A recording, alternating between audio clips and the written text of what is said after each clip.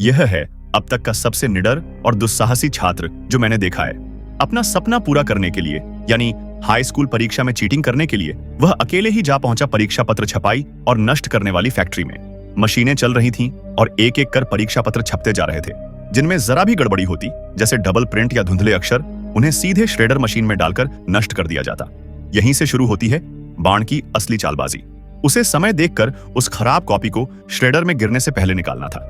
वह कई बार कूदा, लेकिन मशीन बहुत ऊंची थी, पहुंचना मुश्किल था। फिर उसने निकाला पहले से तैयार किया गया एक खास टूल और 87 बार असफल प्रयास के बाद आखिरकार उसे एक परीक्षा पत्र मिल गया। लेकिन अब उसकी असली परीक्षा शुरू हुई। उसके पास सिर्फ 1 घंटा था पूरी कॉपी हल करने और उत्तर याद करने का। समय की कमी में उसने पेंच कसने वाले औजार से कॉपी में छेद करने शुरू कर दिए ताकि सवालों के नीचे उत्तर लिख सके। पर उसकी किस्मत फिर से पलटी। कॉपी खराब थी, सब कुछ डबल प्रिंट हुआ था। आंखें चकरा गईं, ध्यान भटक गया।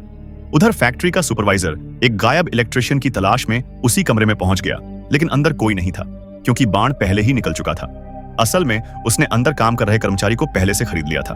अब बाण इलेक्ट्रिशियन की टीम में घुस चुका था, लेकिन उसके एक साथी की घबराहट ने सुपरवाइजर को शक में डाल दिया। वो सबको लेकर सुरक्षा जांच केंद्र गया और जैसे ही आखिरी व्यक्ति की जांच हुई, मशीन ने अलार्म बजा दिया। बाण को याद आया उसकी जेब में मोबाइल रह गया था।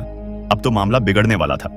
लेकिन चौंकाने वाली बात यह थी कि जांच में सिर्फ एक साधारण इलेक्ट्रिक पेन निकला, क्योंकि वहां तैनात गार्ड भी पहले से खरीदा जा चुका था। बाण का प्लान जबरदस्त था। अब उनके पास सवालों के जवाब थे, बस उन्हें 2B पेंसिल पर प्रिंट करना था और 4000 लाख रुपए का सौदा तय था। लेकिन तभी टीम को एहसास हुआ जवाबों की संख्या सवालों से ज्यादा है। बाण ने बिना कुछ कहे एक सवाल को काट दिया, मगर टीम का एक और जीनियस, छोटा लिन, तुरंत समझ गया कि कुछ गड़बड़ है।